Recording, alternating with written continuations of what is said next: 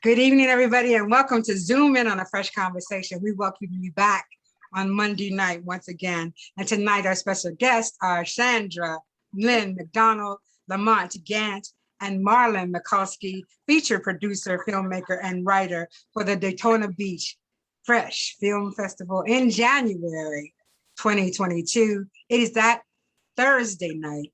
And so we want to invite you all to be there Thursday, Friday, and Saturday. And thank you very much for joining us this evening on Zoom In on a Fresh Conversation. Zoom In on a Fresh Conversation is sponsored by Alice Diamonds LLC, brought to you by Mr. Milton McCulloch, who is joining us this evening, author of Love and Emancipation, L.D. Robinson, owner and operator of the Darrow Press, A. Dante Production, and of course, the Fresh Book Festival, which is in January 2022. If you have any questions for the panel, please leave them in the description box. We will get back to them at the end of the recording. This conversation is being recorded. I have to make that known to everyone this evening. So everyone, please welcome our panel. And I'm going to call out one person first, and that would be Lamont. If you would give us a brief background about yourself. Where do I start? Wow. My name is Lamont Gant. I'm a filmmaker. It's just funny because I came to Atlanta for the music industry, and then the music industry kind of turned into filmmaking. And it wasn't something I sought out. It just kind of flowed, and I began filmmaking. And made a couple movies. I made the first film just to see if I could pull it off, just out of curiosity. And then it snowballed, and then I did another film, then another film. And here we are. I didn't see it coming. I just kind of followed my heart. And this is where I ended up. So that is wonderful. Yeah, so, nothing fancy about how I got here. Just follow. No, listen, it doesn't matter how you got here. It's just you're here now and you're doing a fabulous job. And we're so proud of the work that you've done. And so Marlon, you're next. Well, I'm a writer, author. I started off writing novels. Got published back in 2008. And along that journey, through a mutual friend, I met Lamont Gant. And me and Lamont, we just stayed in touch with each other and we clicked. And pretty soon when his aspirations for making film kind of lined up with one of my book releases, we just decided to collaborate together. And we made a couple of films. It's wonderful. Chandra. Yes, I'm Shandra McDonald. Yes, and so it's a pleasure to be here. And I live in Atlanta. Hey, Lamont. Hey. Yes. My filmmaking background starts off when I Howard University. I graduated from Howard University with a MFA in film, and I've lived in Los Angeles. My background is a little different in that I started off as a journalist, doing fashion stories and writing lots of stuff, and then I moved into filmmaking. And from there, I was also a producer while I was in film school. And so at the Discovery Channel, being a producer at the Discovery Channel took me out to Los Angeles with a thesis film that I won an award for. And over the years, I've just had the pleasure of writing, producing, and directing. And most recently, I directed American Triptych for Booker T. Madison, who is just outstanding and so talented. So it's a pleasure to be here today. Tell me quickly how that connection was made. With Booker? Mm-hmm. Well, I mean, you always hear about the person's work before you meet the person. And so I remember seeing Booker's work a lot prior to, there was a film festival, a screening that we both where he showed our work. And I was really impressed with his short film. And then when we were both our professors at the University of Georgia. And so he was recruiting me to come to the University of Georgia, where I am right now, teaching the grad students in the MFA program.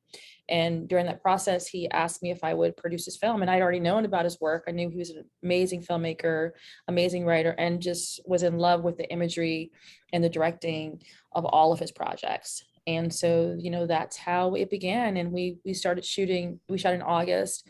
And I just was on the phone with him and the editor recently. They're finishing up post and getting it all ready. And so it's a lovely film. It's a powerful film. It's an important film. And so just excited to be here and be a part of this community. Please give him our best when you talk to him. He did feature Ngambi. Is that the name of it? Am I saying it right? Yeah, I think you are, yes. Ngambi. He premiered that here Oh, in good. I'm getting- Ogabani. Yeah, Ogabani. Ogabani. Yeah. In 220? No, Mm-hmm. 219. We lost 2 whole years. Yeah. I think it was 219. And It's so another please, powerful. please give us him our best. I will. So, Lamont, tell us when you decided that being in the literary filmmaking, producing, directing, writing was something you wanted to do, and tell us about that journey. It started when me and Marlon have a mutual friend, Kaylon Williams. He's an author as well, and he came to me and asked me for a book cover. And actually, it wasn't really a book cover. He said, promote my book. And I was like, wow, there's got to be a better way to promote your book than just coming and saying, hey, repost it or whatever. So I decided to create a trailer for him. And I ended up doing it for several people. I ended up doing it for Marlon, and then I had several authors I was just doing trailers for. And I had so much fun with it, I just wanted to go further. So I went from just still images, glorified images, to getting people. I wanted people in there. And no lines, just images. And it was like, wow, I'm having so much fun. Now I need to do a film.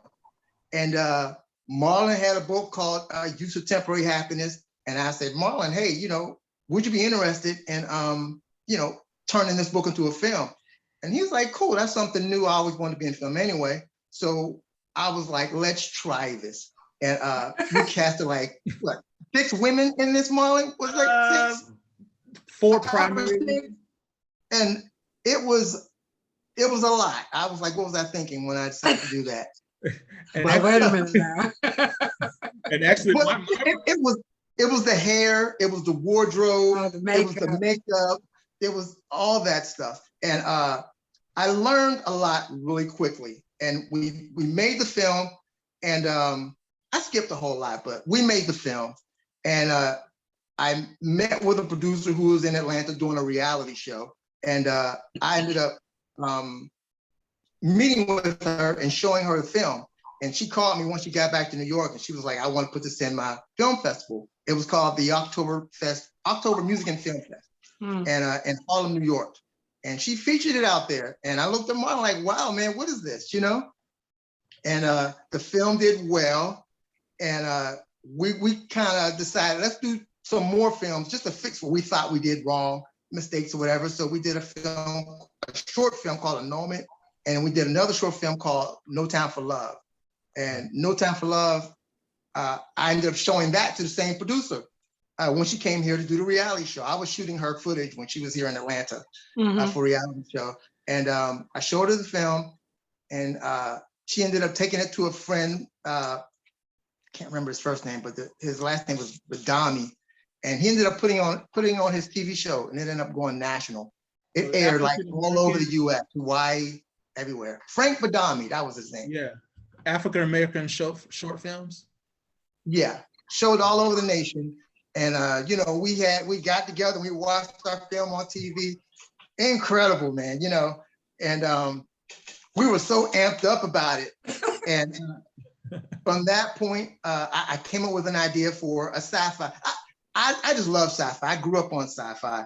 And I never thought I'd have an opportunity to make a sci-fi film, but after those films did so well, I was like, why not? Let's give it a shot. So I had an idea about the Malaysian flight that disappeared, and had ideas about what would have happened. What if someone came back from that? What would the story be? And I got with Marlon, and we started coming up with ideas. And then I called V. Marie. I put together what I like to call a mastermind group. I was the dream team. Yeah, exactly. I pulled together people that were good at what they did. And we got together, and I had the film pretty much mapped out, like all the chapters of it from beginning to end. And I got Marlon to add the dialogue, because Marlon's really good with dialogue. I got V. Marie to add, make the characters deeper. I gave her the names, and she came up with different things about each character. and just to make them more interesting and more relatable. And we met like every week, I think, at Panera Bread, putting this thing together. And Barnes and Nobles or Panera Bread, one of them.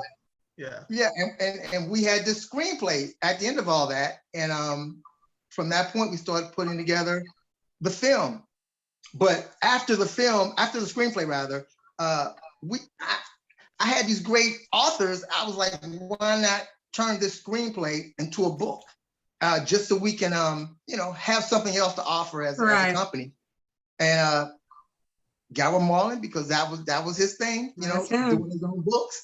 And we put this thing together. I did the cover, and lo and behold, I was a publisher after that. Self-publisher and filmmaker. But did the film. Pretty much everything we did for the first time. Green screen, special effects, makeup, all that stuff.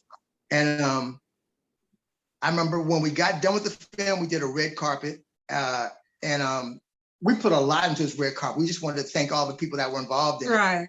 Because at the time, we didn't really pay anyone. Everyone just kind of lended their talents. And we promoted it. I told Marlon, let's promote this thing. Let's make a big deal out of it. And let's try to keep all our advertising as professional as possible. I didn't want it was independent, but I didn't want it to so much look independent. Right. Yeah, because I believe in money attracts money. And we were out doing events. We did one up in Ohio, we did one in Atlanta, and I was getting prepared to do one in Pittsburgh. And we started getting calls from distributors from California, and ended up going with one. And we got a deal with Nova's Content via GBN Releasing, and they took it to Walmart, and we ended up getting picked up at Walmart. And then once Walmart picked it up, Sony Pictures picked it up, and then we were national once again, and it was everywhere. It was everywhere. Blew my mind. I think I did a trailer. It had maybe 1,200 views. And once Sony stepped in, we were like 70,000 in a week. Blew my mind. And really cool experience. It was nothing like it. It was just amazing. And that kind of started it. And from there, I started producing other things for other filmmakers. I produced an interview with Marvel stuntman Guy De Silva for On A.F.R.E.S.H, which is one of the local sci-fi conventions here in town. And like I said, I worked on other independent films and just kind of branched out a little bit. So that's pretty much how. You said that's a local? I was there one year when they put it on, and I don't think there were just local people there. On A.F.R.E.S.H you talking about? Well, one of those cons, because they were everywhere. Dressed up. There were there's several of them here in Atlanta. Oh, okay. But On A.F.R.E.S.H was one of the ones that we helped each other, And I discovered that there was a huge sci-fi audience in Atlanta, and we had no idea that was that even existed. So all of a sudden, we had a place to take our film and show it and meet people and sign books and all types of stuff. I mean, it was just amazing. So we were doing like sci-fi conventions for like a year straight, just constantly. Nice. And nice. Had a lot of fun. And to be honest with you, we stopped promoting Return a while back, but it keeps coming back, Oh man, I love it. It's a blessing. I love that film. I love the trailer. I love the young woman who is the lead character. I mean, she's just awesome. Oh, Diane Kirby. Yeah, she's awesome. Yeah. She was amazing. I like to come up with characters that people haven't really experienced. Like, I believe Black people are so much more than just hurt. Absolutely. And, kind of streets and all that. I kind of want to get away from that and do something really crazy. So when we got on set with the green screen, like, okay, Diane, you're this alien, you're from another planet, you're above humans, you're gonna walk off the ship in this scene. Action, Well, I don't know what you're gonna do with Alice Diamonds. I told Marlon, I said I'm on a trailer and I'm gonna send it to you both right after the first of the year. So it's not hood and it's not sci-fi, so I'm not sure what you're gonna do. But the interesting thing about Return and getting that deal was it was my first time getting a deal on that level. So a lot of stuff I had to deal with, it was kind of crazy. They really waited for me in that deal because there were a lot of contracts, insurance, chain of titles, Right. All types of stuff that came with that they really worked with me and helped me learn and get through. So, because again, this film was a lot different from the others, because before it was just like, let's see how far we can go with it. I want people to see what we can do. And when Return came around, I made up my mind. I wanted to sell this film. I wanted to make money with it, you know, with the company. And in order to do that, there was a lot of paperwork behind it. And everybody's asking for, I have a copy of the book, but it's behind the screen. Does anybody have a copy of the book? They want to see the cover. Marlon, do you have a copy of it? Actually right behind of it right here. It's right behind you. Yeah, hold on. Oh, it's right there. It's right there. Yeah. It's right on the wall. Yeah. So Marlon, did he take all your thunder? You have anything to add to that? I want to know, like, you were a writer. Hey, I hope I didn't take too much. If you have not read this book, it's called My Current Situation by Marlon Mccaulsky. It is page turner. I took it to the beach, I think 3 days. That was it. It was done. So My Current Situation. So tell me, first of all, you're a writer. And so you were walking down the street and ran into Lamont? I mean, how did that happen? No, like Lamont said, we had a mutual friend who's also an author, K. Roland Williams, and we met each other at a book release party that we were having, and then Lamont told me, hey, I'm a graphic designer, I do book covers, and from there we just kind of kept in contact. And like I said, one day when I was doing the book cover for Used to Temporary Happiness, we needed to find I needed to find a book, somebody who knew how to do a professional book cover. So I reached out to Lamont, and then from there, that's when we just kind of clicked. And after we did that first book trailer, Lamont was like, "Hey, you know, have you thought about, you know, what if we did this as a movie, make a film?" And I looked at him like he was crazy, because at the time, you know, if you didn't have a budget, or, you know, to me in my head, if you don't have financial backing, how are you making a movie that somebody wants to watch? So, but, you know, little by little, you know, we pulled our resources, and Lamont made it happen. That's fabulous. How many books have you written, actually? I think I've only read 2. I've written there's about 10 novels and about 7 or 8 short stories or anthologies. Wow. So Shandra, let me ask you this. You woke up one morning and said, man, I really want to be a producer and work on films. Tell us about that journey. No. I mean, I think for me, I was always a filmmaker. You know, I used to have elaborate Barbie Land village stories. I mean, I had everything until my brother decided to terrorize it with his G.I. Joe toys. But the inspiration was there. And so early on, I was a journalist, and I, you know, was in Florida doing a fashion story at a newspaper, and a photographer came to me and she's like, you know, I don't know if you're a fashion stylist, Shandra. I think you're a filmmaker. And the unfortunate thing, even though I didn't realize at the time, I had filmmakers in my family. Charles Burnett is actually married to my cousin. And I just hadn't talked with them for, you know, you see my family reunions or thing, but, you know, you don't necessarily, I didn't know. I mean, this is the travesty of just how America only puts out one type of story, because young children don't see those films. Okay. So I had to go to Howard. And so I went to Howard University, and that's where I fell in love with my cousin's films. And I also, as I said before, I became I also, you know, was a producer at the Discovery Channel. So that's how I edited my film, and I learned documentary storytelling, but just always was in love with filmmaking and storytelling and making movies. And the fashion actually helped a lot, because it helped me artistically to really shape the imagery of what I was always creating. And so for me, I am a writer, and I am a director, and I am a producer, and I love all of them. But you know, I had the opportunity to produce films. My films have been, I did a film called Jen. I produced that film. I raised money for it. And the film's been at South by Southwest, and we went to London with that film, and it's has distribution right now. You can watch it on Amazon. It's called Jen. It's a great film. Jen, Gen? Jinn. Yes. And so, and also I have short films that I produce. You know, I'm proud of my short film library of projects because I produce the lower budget ones, but then I also do short films that cost $60,000. And, you know, those type of films require a different level of producing. So I do documentaries and I do a number of different things, but I mean, I am a director girl at heart, but I cannot say, I mean, I adore producing. I love producing. It's also a very comfortable lane for me, but it's always about the artistry and about, you know, the commerce as well, and Lamont, the business of it too.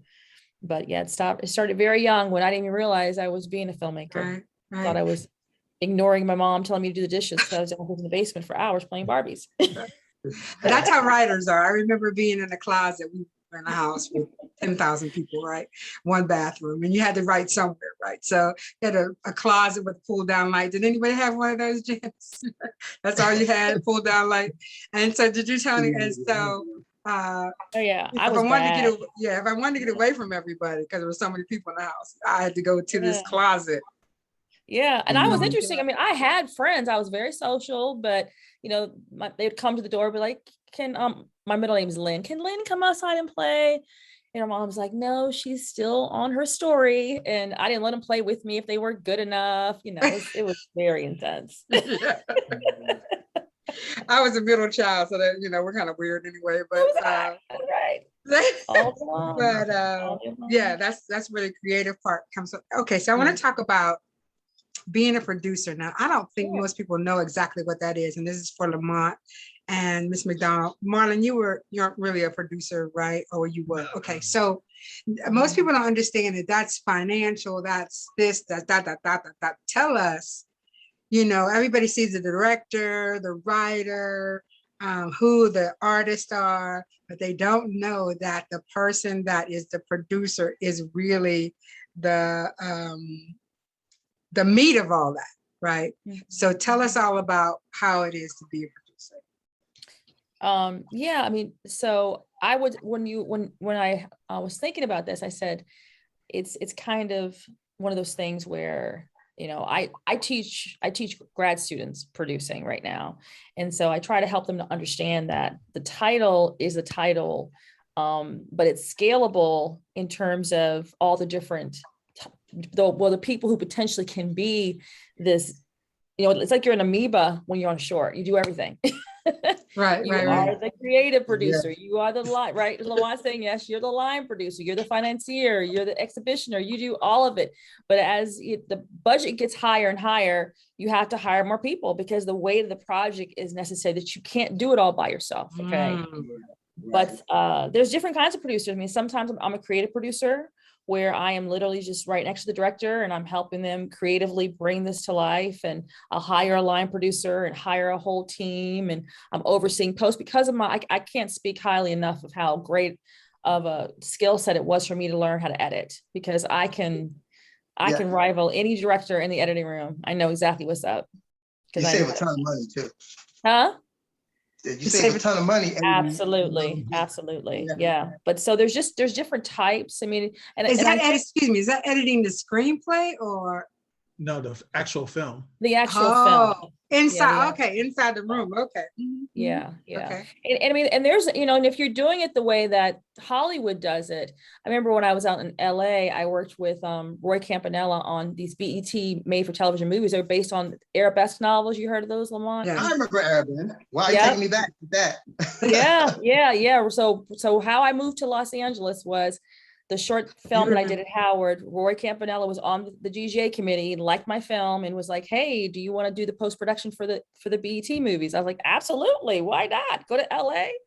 And so, but that experience helped me to, you know, to kind of wedge my way in there. And so I set up a whole system for him that was based on the industry, whereby there's a stage in the process where the editor edits, the director comes in with the editor by themselves and they do their thing, and the producers come in with the editor, director's gone. And it's time to fix the film. And, you know, there's been times in my career where I've had to really help fix the film. And because I understand editing. And so that's the role of a creative producer. Creative producer is just there. I mean, I'm going to film festivals, I'm traveling with the film, I'm doing exhibition, I'm making decisions. And then there's also line producers, again, who they're the line items. They're balancing the budget. They're talking with the crew. They're hiring the crew. Sometimes creative producer works with the director. Sometimes there's producers. I worked on a project one time where a gentleman was an executive producer and he was on set a lot. And then until he you know, he's a surgeon. He said, you know, this is like watching paint dry. I'm done. You got it. So week 2, he's like, Shandra, you got it. I'm good. I'm out of here. And then there's some producers who give $25,000, $30,000 and you never see them. So there's just a number of different roles for that actual title. But on Booker's stuff project, go ahead, Lamont. Go ahead. Yeah, I was gonna say I did all of that, and from my perspective, as far as producing is concerned, I didn't have a budget, so making films is like really resource as a producer. It's like the film is as good as your resources, and so I knew a lot of people that did a lot of things, and I was able to not have to pay the most money. There was a young lady named Chelsea Phillips. I met her because she hosted one of my red carpet premieres. And I found out later when we started making our sci-fi film that her dad was a producer on the BET Awards and had a studio. And she was like, you should ask him, can you film your movie there? And that was a huge resource for us because once he allowed us to film in the studio, we had the whole building. So we kind of, if no one was there, we filmed anywhere we wanted to in there. Say again, Marlon? We filmed everywhere. Everywhere. Every closet, every room, Yeah, but it was an awesome resource, and it allowed us to come up with this film. And I used to tell Marlon, okay, I got $1,000. We got a scene this weekend. That's our budget for this weekend and get the scene done. We very rarely went over that $1,000, but people used to ask, when I would meet people, they would say, what's the budget for the film? I don't have it. I got $1,000 and we'll shoot a scene and everything stays within that budget. We never exceeded that except for the alien scene because we needed makeup artists and green screen and all that. But that's how I paid for that film, just a little bit of money at a time. And it would have been nice to have a full budget, but when you're independent, you make it as you go. Yeah, you know, AKA a micro budget. Micro budget, right. But I wore all the hats though, and it's funny because when you're independent, everybody doesn't really believe in what you're doing, and so my name shows up a lot on the beginning of the film, and the cast used to tease me about it, but it is what it is. You know, it wasn't like I was trying to keep it to myself, but you know, folks weren't like, you know, come and say, hey, Lamont, if you need me, I'm here. I wasn't really getting that. It's like, I had to do it. And then once you do it and they see what you did, it's like, oh, now. I should have been on that, yeah. Yeah. Everyone starts coming after the fact. But yeah, you see my name a lot on that film, wearing a lot of hats, the creativity, the set, the camera, the whole nine, from top to bottom. As it should be. I mean, if you're doing the work, right, you're doing the work. So, Ms. McDonald, I want to just expound on, we have a bunch of students from a school called Full Sail. Oh, great. That'll be joining us on the 6th of January. And so I want to talk about all the things, being a producer, director, writer is good, but talk about the jobs that are there for students who may not be producer, director. What other things can you do and make pretty good money at?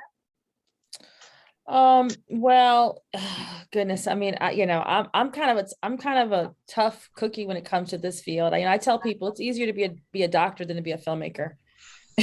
It's a hard business. You will, that whole adage of sleeping on couches and things like that. I mean, there's a part of that is true.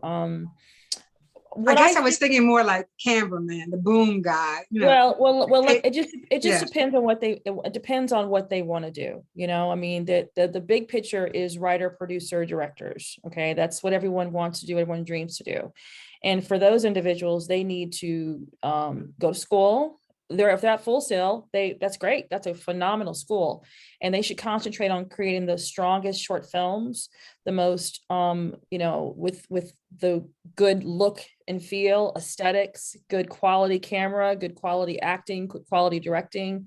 A short film can be a calling card for your entire career. I mean, I just mentioned how my thesis film took me to Los Angeles, and it happened faster than I was even prepared for. I mean, it just happens, but you got to put the work into it, and you have to learn the craft well enough to be able to do that. Now, there's a lot of opportunities to work on set, to be a PA, to be a first AD, to be a second AD, the Directors Guild of America. But okay, you're giving me Am I going too bad? No. You're saying PA, but what is that? A production assistant. Yeah, but you can be a production assistant on a short film. You can be a production assistant on a television show. I mean, because there's so much television and the medium has changed, there's a lot of places where they can work. But but the thing that they have to do is intern. You know, I tell my students all the time, I never believed that there was a shortage of jobs when I was a undergraduate student or a grad student. I just was creative enough and really, really worked hard enough to make sure that I had several internships. So when it was time for me to graduate, it was not, oh, hello, my name is, it's more like, when are you going to graduate? You know? Okay. Yeah. They have to, that's Discovery Channel opportunity. It didn't start off as a producer. I started off as a PA or like a DVD ROM intern, and I turned it into a producer opportunity. So, I mean, you know, the business is tough, but I was never one of those, you know, I knew my parents were not going to go for me moving to LA and sleeping on someone's couch. That's like this fantasy thing that, you know, people do. My parents were like, no, you're not doing that. So I had to go do a few extra steps. Like my mom and dad were like, okay, you can move to LA now that you have a job, but they weren't going to let me just go out there and jump in a car and see what could happen. So internships. They are the best place for young people to experiment, to make relationships. I mean, of course, you know, as Lamont and Marlon can tell you, I mean, working on a film set, you know, you're going to learn people, especially on independent projects. The smaller the project, the more opportunities you'll have. Right. But to do numerous things. To do numerous things. Yeah, but with an internship, if you're lucky, I have two goddaughters right now. They're interning, they're interning with companies in New York. They're getting paid for it. There's a phenomenal organization called the T. Howard Foundation, which specializes in internships for students of color. They pay all their interns. So that's, you know, for young people, film festivals, internships, meet people, networking. I mean, all of the above are important, but just know that it is a tough. Right. I can't express. I mean, it is a tough business, and it will turn you inside out if you don't stay ahead of it. Right. Absolutely. Marlon, you got anything to add to that? Oh no. Well, let me pose another question to you. So you're the writer. How hard is it to take your book and turn it into a screenplay? Well, the process was, I don't know if it was necessarily hard because it was already there on the page. So it was really it's the hardest part was adapting what's on paper or what's in that book to actually real life or, you know, film, because it's two different genres, two different mediums that you're dealing with. What sounds good on paper in a book doesn't necessarily translate to, oh, this is good to do in live action. And there's some things that are just not practical when you're adapting from a book to screenplay. So that's where you have to kind of get with the director, understand what your resources are and what your actors are capable of doing and what you can actually pull off. And it's just, to me, it's probably a little bit easier than coming up with an original screenplay because it's already there. Yeah, very true. Yeah, the book is already there, right? Exactly. And so a lot of people are now, I'm sorry, Lamont, did you have anything you wanted to add to that about background and people finding jobs in other ways? Well, to piggyback on what Marlon said, adapting a book to a screenplay is difficult from a director perspective because a lot of things in that book you may not have access to, or the resource to do. Maybe one of the characters works at a garage and you don't have access to a garage. Okay, but I got access to this hair salon, Oh, so you changed it up. Yeah. You got to make those type of changes just to keep it. I'm not a big fan of taking a room and try to turn it into something. I like to try to use the actual location. If it's a hospital, let's go to a hospital. Or if we can't get the hospital, let's call the schools and see if there's a school that will allow us to use their room, which is what we did with Return. We did a lot of that. We tried to find the actual rooms.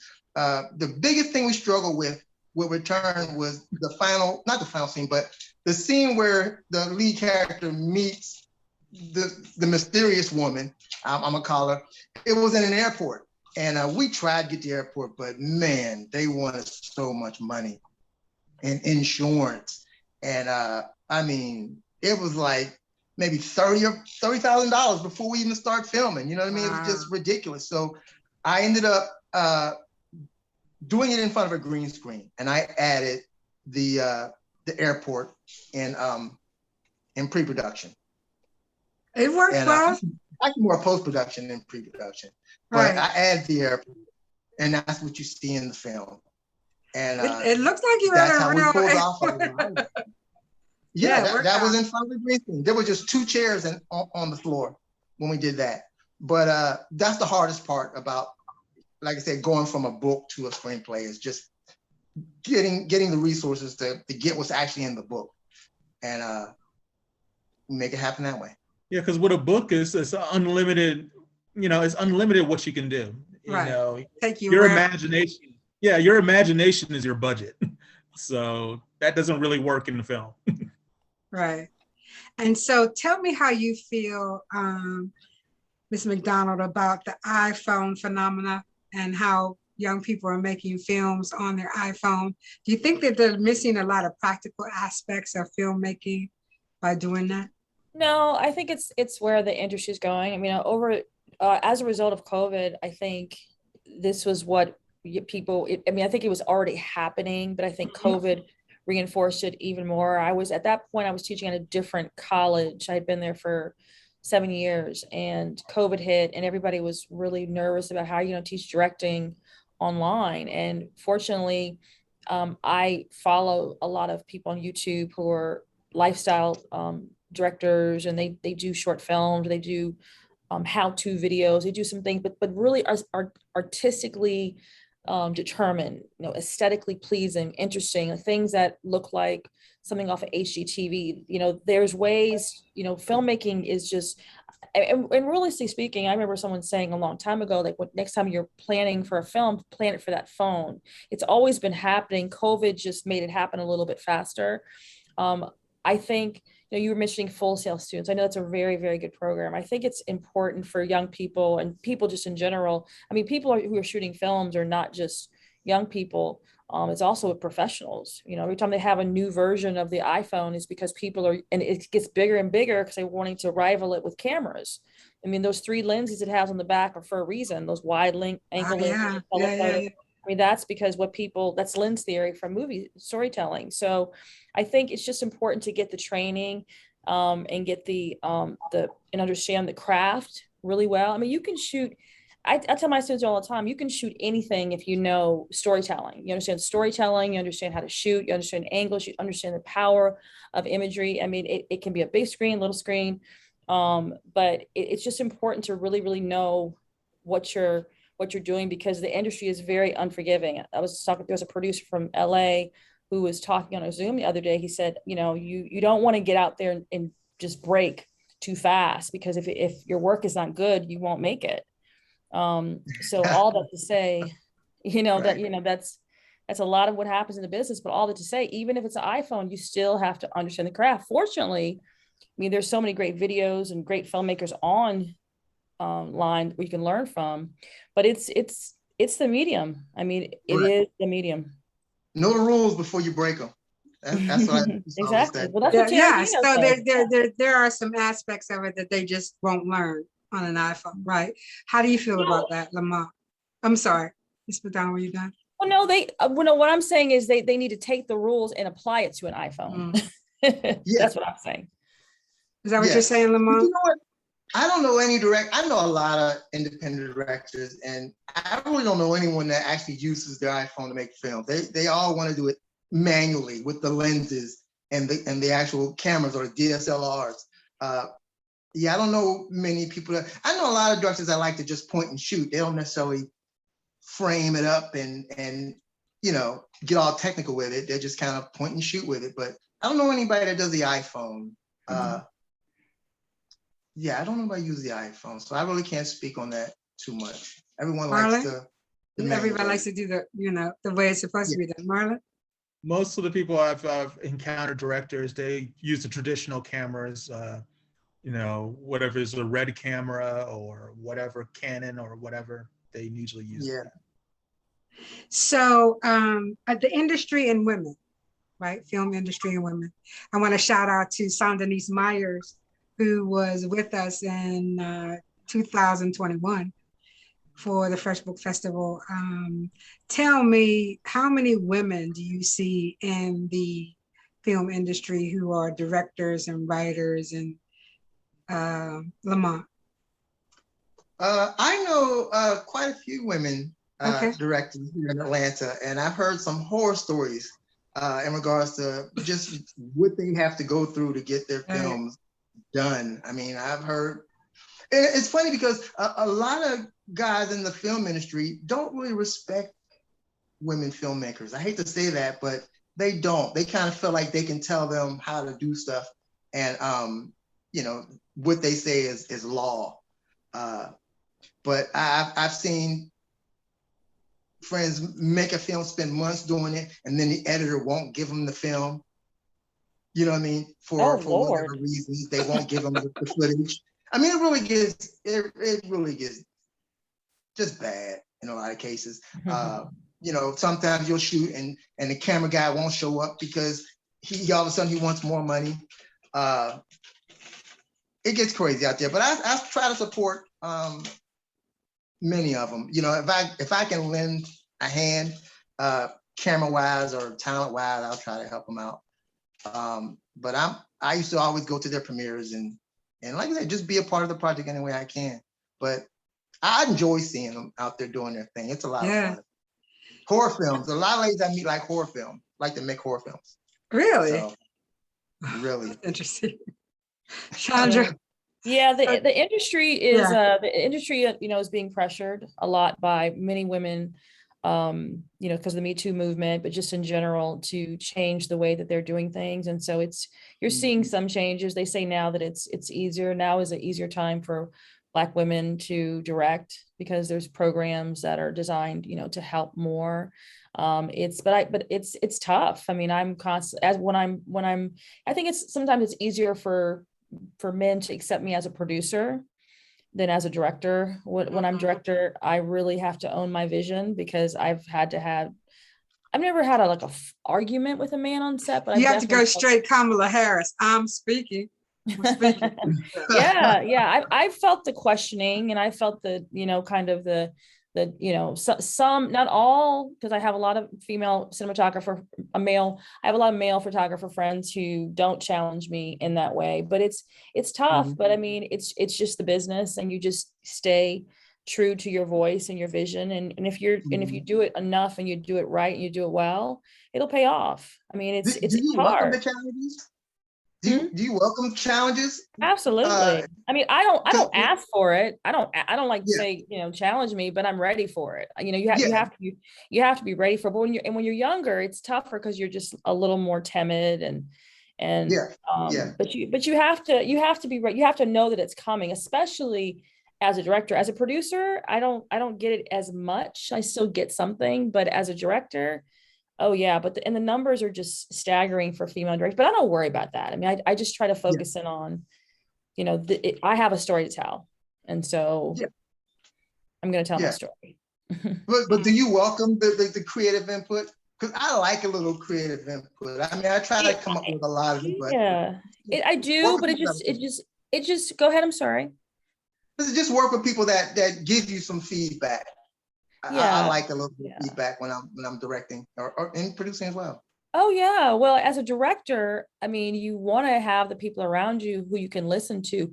But I do think there comes a time as a director when you're on set when it's game time. And it's like, yeah. I have to, it's my, I, you know, like I have to take responsibility for what works. My dad always tells me, make your own mistakes. Make your own mistakes. And I have to I have to see it. And it's my vision. People are there to help and to be a part. But when I'm talking to those actors, I mean, I'm not talking to the actors with the cinematographer. I mean, he has she or he they have their lane. I think you have to just be very confident. And you know, it's tough because there's a lot of pressure, but the more you do it, the easier it gets. But I like, you know, I love creative feedback, but it comes to a point where I'm just like, you know, thanks, but I got it. Right. You know, that's one thing I love about filmmaking though, because with filmmaking, you go through the gamut of emotions. I mean, you really do. You go from happy to mad to sad to frustrated. I mean, you really tap on it all. It's emotionally really draining. And I always tell my students, and I tell myself, when I shoot my films, I have to eat right, get really good rest, because it will drain your body. That's why these unions right now are just going, because it's a physically draining industry. I mean, it's a lot on your body. So you have to really take good care of your body and your mind. Absolutely. But you know, when I'm done with the film and I'm sitting in the audience, I'm like sweating under my arms and everything. And I learned to just take comfort into knowing I did my best. If I did my best, I'm fine. You know, I'm like, if they like it, if they don't like it, whatever. I did my best and I'm fine with that. So well, that's the attitude you have to have, because you're never going to be completely, like one of my mentor friends is Oz Scott. He's a director, older director. You know who Oz Scott is? Yes. And so Oz is like, as soon as you are content with your work and you don't feel you could have done anything differently, that's when you need to get out of the business. Right. Because you're just going to always sit there and be like, oh, that shot. Oh, why did I do this? You know, that's kind of what we go through, but it's a tense. Ooh, it's a lot, but I mean, but we love it, right? We love it. What's your favorite process though? Like in making a film, what's your favorite process to be a part of? Like, do you like the producing, you like the directing, you like? I love directing, and I love producing a lot too. I like to do, you know, I like it all. That's how I am. I like it all. I like to write. I like to write, but I think, you know, the directing is that I love produce. I think I'm a good producer. I think I'm a natural producer, and I'm a natural caretaker. So I like to take care of my directors and my crew. And so I like a little bit of all of it. Yeah. A little bit of all of it. Yeah. You know, the best part I like all of it, but the part that I really love is at the end of a shoot and you're in the car and you realize you have everything you need. You know what I mean? I love that. That is a good feeling. Yep. Yeah, that is a good feeling. Being on set is fun, exhilarating. So Lamont, we're not gonna leave you out of this conversation, because I know that you have several books in the works. So tell us what you have upcoming and the next books in the works. Oh, he doesn't? I don't have any books. Not in you, the works. Marlon. I'm sorry, Marlon. Yeah. Yeah, I have a couple of books in the works. My next book is kind of in a process of being negotiated right now, as far as how it's going to be distributed. But yeah, I have at least 3 in the chamber, just working on it and just writing and just being creative. I'm so jealous. So tell me about your publishing experience. Do you you have your own publishing company? Talk about that. I'm self-published for the most part. When I started off, I was published by a couple of large independent publishers, and then after that, I kind of wanted to have more control over the content of what I'm writing and how my book covers look and how I'm putting them out there for everybody to consume. So it really led to me being more of a self-published author. It wasn't my intent. I mean, my intent was just to write. I just love the craft of writing and getting feedback from people about my work. But you know how it is along the way when you start seeing things done a certain way, and you're kind of like, I wish this would have happened this way, or now I really didn't like the way they wrote this part of the promotion out. So it just kind of led me to being more hands-on and being a publisher myself. So you left a little cliffhanger on my current situation. So is there a book 2 in the works? Yeah, there's that's currently on the laptop right now. Okay. So yeah, that was a very fun book to, those characters were very fun Right. to write for, and Mhm. so it felt real good going back to those characters and picking up the pen again and Yeah, seeing good. what happens afterwards. Right. I was like, no, he didn't just leave us hanging there. So yeah, I'm glad you're gonna do a part 2. And this hour is getting away from us. I need to just talk about this really, really quickly. Let's talk about casting and how easy and or hard that is. And I'm gonna start with you, Ms. McDonald. When you go in for casting, what is the hardest part and what's the most exhilarating part to the end of the casting call situation? Okay. Well, different people have different approaches for casting. Certainly making sure that the exposure to what you're looking for is out there and people are able to see and to audition for it. I traditionally go with casting agencies. Sometimes, and by that I mean, there's one here called the People Store, and one of my very good friends is an owner of the People Store, and so she has divisions of the People Store that help me with my projects. On Booker's project, we did a lot of casting through Actors Access. Booker is amazing with casting. He's going to probably cast my short film. He does a phenomenal job. And so we had, the Zoom interviews. Zoom is the new platform for auditions now. Okay. We did do a few in person. And I remember when he wanted to do that as a fob, I was like, really? It's COVID. Are you You're gonna do sure? that? But but it was fine. And everything was so organized. We organized things and he's really organized with stuff like that. So that worked out well for us, but the platform of Zoom, we did a lot of auditions for Zoom. Booker had people who who wanted to fly in on their own dime because they wanted to work with him, and so we had to see them in that format. So for me, I mean, I think there's a couple lessons to learn here. If you're going to do it yourself, then you can't. I mean, some people just do everything, and I'm just not one of those people who tries to do everything because I just don't think I can do everything. And so if I find someone, but it might take someone who is interested and give them a boost. Like on one film that I did, I had a student of mine who was extremely passionate about casting. And she knew all the agencies because I gave them to her, all the breakdown service, Actors Access. And so she organized everything. And we had on a short film that I did for a woman by the name of Dehanza Rogers. She's a professor out of she was at Cornell, and now she's at Emory here in Georgia. I mean, we had, like hundreds of people to come and audition, for her film. And this young lady, her name is Kayla Daniels, she organized all of it. And she did a fabulous job. So, I'll bring people before COVID, I would definitely sometimes have them in person. The great thing about the People Store and other agencies, they actually have rooms sometimes where you can do your castings if you have a relationship. But across Zoom, those platforms, I mean, I love casting. I love sitting there and just being a part of the process. I love it as a producer. I love it as a director. I love when the talent comes in, and I love when you find your person. And that's the creative producer in me. Creative producers always sit in the room for auditions. Yeah. Yeah. Mm-hmm. The And challenge. so- My approach is so much different though. Go ahead. I never used like a casting company or anything like that. I'm an energy guy. So I tried like approaching actors in different events, and I didn't really like it. Like I would come across someone at a convention who was an actor, and I would approach them, and they say, "Hi, I'm such and such. I'm sad," and they would say it in a way like you can't afford me or something, or you know, it's like they'll say it and then they won't say anything else. And it's like, okay, you know, I was just trying to find out if you could add value to my project.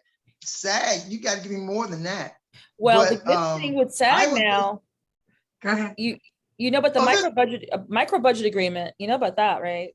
yeah, this plus is to it, but this is when I Yeah. first started out. Mm. That's what I was dealing with. And I found myself, when I needed an actor or an actress for my films, I would actually just go to red carpet premiere because there were so many going on all over town. I would just go and I would sit back and I would watch it. And if I see someone I like, I would approach them because everybody's there at the red carpet. And I would just approach them, introduce myself, and then I'll meet with them later and we'll do a read or something. But it was always an energy thing for me. I just wanted to meet them and see how they vibe. And it hasn't gotten me wrong yet. I met Blue Kimball that way. You know, Blue Kimball worked with Tyler Perry and starred in some of his films. And I met him because I went to a premiere supporting another friend, and I approached him. Like, he wasn't even the lead character. He was like some gang guy in the background. And I introduced myself to him, and I'm like, man, out of everyone in that film, you're the only one that stood out to me. And I'm doing this sci-fi film, and I kind of had to do a little shoot with him just to show him what I was trying to do, because it was hard to explain with special effects and stuff like that.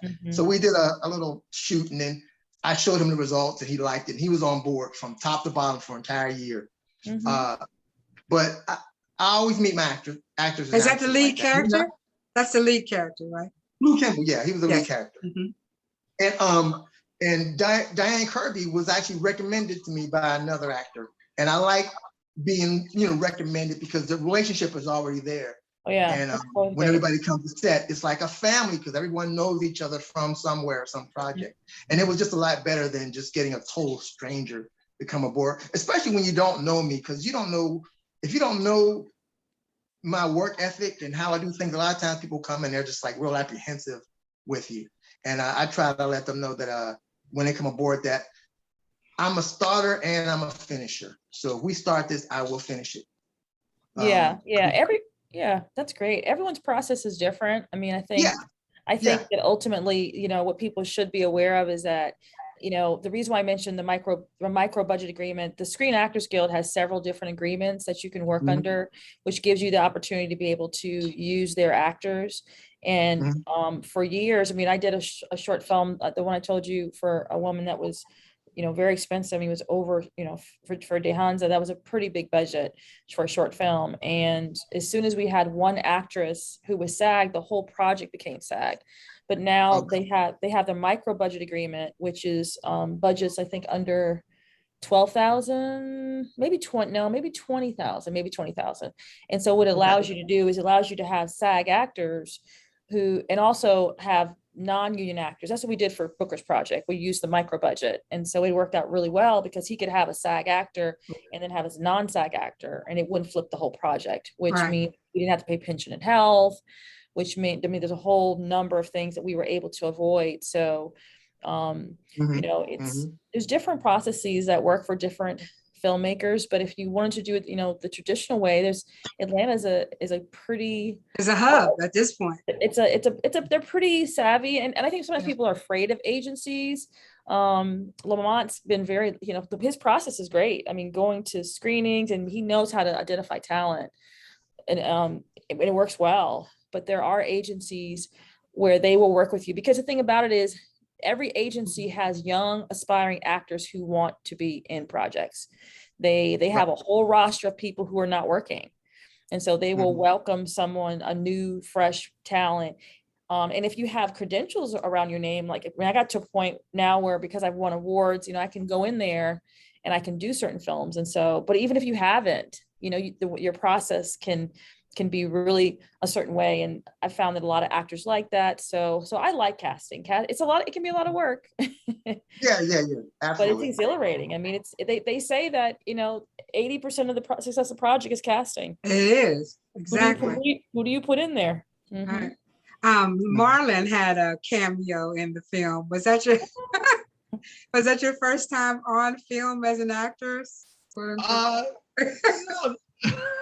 No, I've had thanks to Lamont, I've had multiple roles in certain films.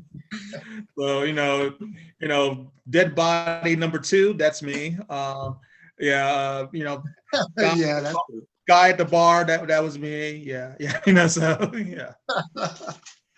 Well, Yeah. whatever process you use, both of you, I'm sure that, well, I know for sure for Return, and the acting was incredible, and I'm looking forward to the short film coming to the Fresh Book Festival, and if our time is kind of up, but there's so much more I wanted to talk about. I had 13 questions, but I guess we're not going to get to that.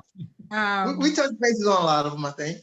Yeah, did we? Most of them. Yeah, I wanted to talk about really quickly that sci-fi is not generally associated with African Americans or people of color.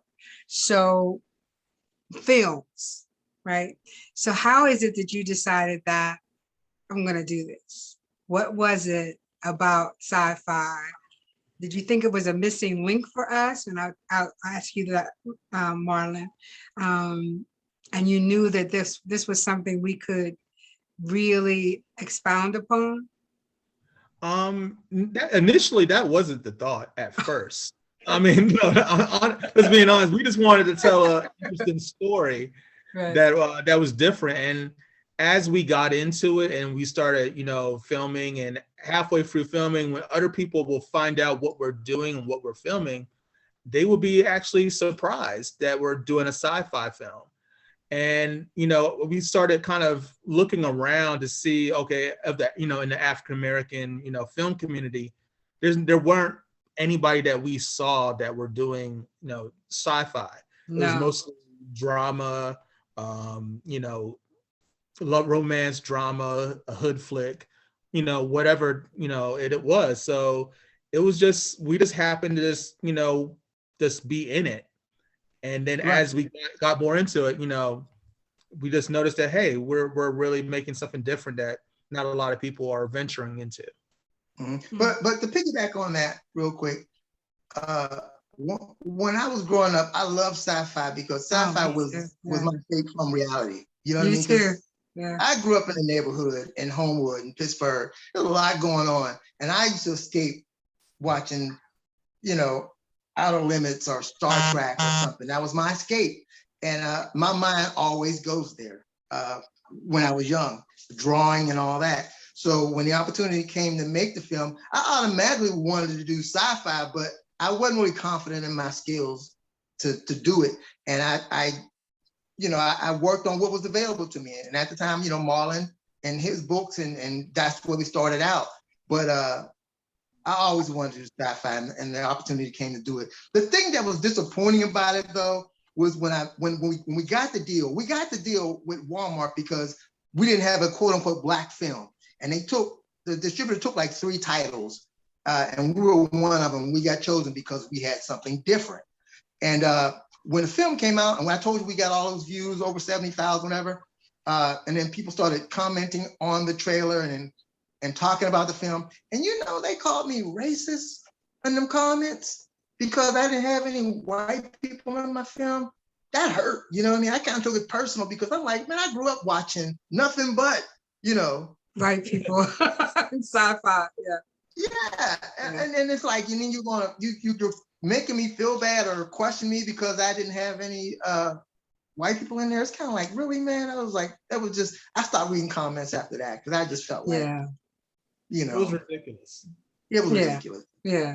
I think what it was is they couldn't imagine Black people in other types of roles than the typical stereotypical kind of roles that we usually do. But you see a Black person as an FBI agent, a Black person as a doctor, and it's like, why is that so? You don't question the alien in the film, but you question the Black person.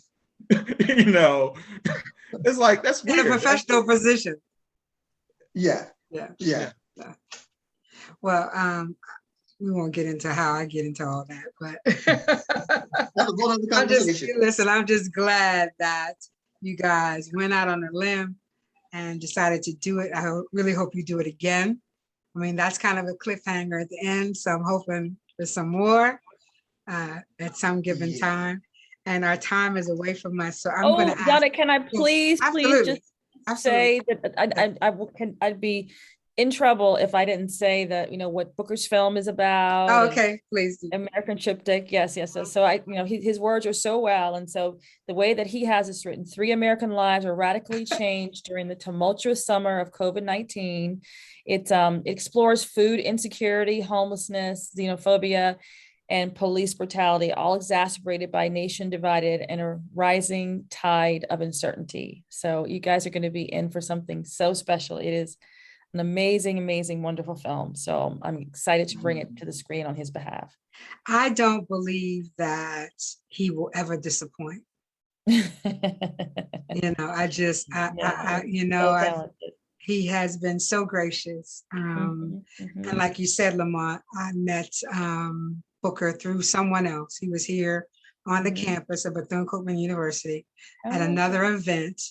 And I reached out to him. He didn't know me from a can of paint. Oh, okay. Let me give this lady a shot, And so 4 years later. Oh, that's wonderful. So you I am to him as well. I'm graciously proud of the connection that we made. And and I'm grateful that he took the time to bring me into his tribe.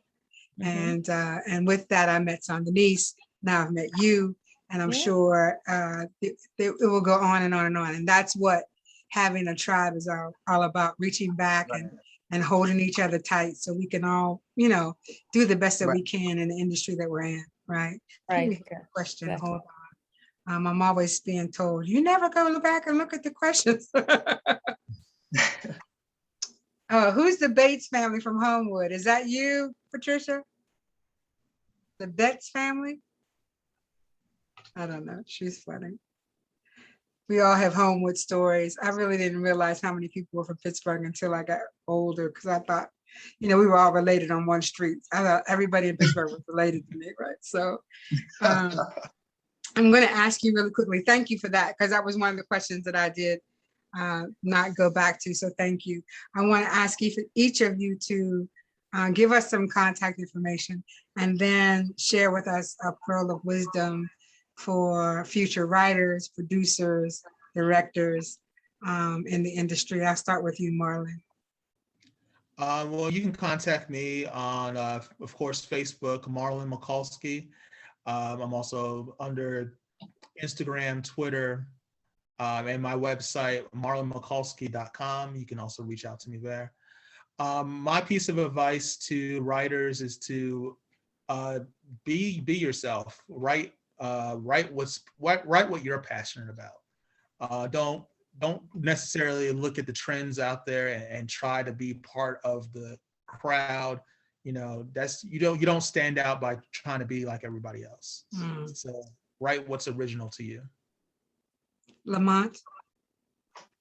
I can be reached on a couple places, but I'm on Instagram, Lamont Gant Official. You can reach me on my website at creativegeniusfilms.com. Right there in the comments. I'll check you out. Please reach out. As far as info, again, like Marlon said, definitely be yourself and write what you want to write, and don't try to follow the trends, because again, with Return, that's what I did. I did what I wanted to do. I wasn't really trying to please anyone. I just wanted to make what I saw in my head, and I put it out there, and it did what it did. So like Marlon said, be yourself, write what you want to write. You never know, there might be an audience out there that's craving for it, and you want to be able to give them to them, because there's so many people doing the same thing. So do your own thing. Ms. McDonald, we didn't talk about your production company. We know Lamont has one, right? But you also have a production company. Give us just a little bit about that. It's called Kiss the Limit Productions, Kiss the Limit Productions. And it's just inspired by my mentality and attitude about, taking it to the edge. Don't go off the edge. Take it to the edge. Yeah. Reach for the sky. And so it's a company that I started here in Atlanta, Georgia. And it's based on original content creation across a number of different projects. You know, I write screenplays, and I produce documentaries for companies and clients, but it's just all about artistically, visually interesting, engaging filmmaking. And I would say that that's my greatest gift and jewel to people when it comes to content creation. You know, there's a value in telling stories and telling them well. And I would just say we should never take for granted that it's a byproduct of, it has to be money, it has to be all these research. It's just about really knowing how to tell stories. And, you know, I think one of your questions before was about adapting books. And, you know, one of my favorite movies is The Color Purple, and not just because of the amazing, you know, story that was told, but visually. I mean, I still show scenes from that movie in class, and the book was phenomenal. And so Yes. don't take for granted the power of images. I mean, whether or not it's The Color Purple, if it's Dune. I mean, what I just saw in the theater recently, masked up and just fell in love with it. I mean, the imagery, huh? It's an amazing film. I love it. It's amazing. It's an amazing film. It's just gorgeous. It's beautiful. It just ooze on the screen into your face and your eyeballs and your body. And so I would just say, be memorable as a filmmaker, because that's how filmmakers stand out. I mean, that's what Spike Lee stood out, Ava DuVernay. I mean, you know, the filmmakers, that's what stands out, is be memorable on that screen and take advantage of every inch of that screen. The late John Singleton used to say that filmmaking is like a painting, and every department, wardrobe, set design, is a different stroke of paint on the canvas. And so take it seriously and you know, put a lot of energy and effort into it, and don't take for granted the power of each image, each frame, you know, everything that you put up there. Just stay memorable. Right. Okay, thank you, everybody. Thank you for joining us, everyone, for being here this evening. Lamont, Marlon, Shandra, thank you for being here. I can't wait to meet you guys in almost 2 months. You guys in right? January. Yeah, it's gonna be great. Yeah. Oh, and I'm at Shandra at kissthelimit.com. Kissthelimit.com. Yeah, her own production company. So anyway, we'll see each other in about, I don't know, 45, 50 days. And I'm so excited about that. This has been a Fresh Book production. And thank you very much for being here. And thank you all. We'll see you really soon, everyone. Good night. Good night.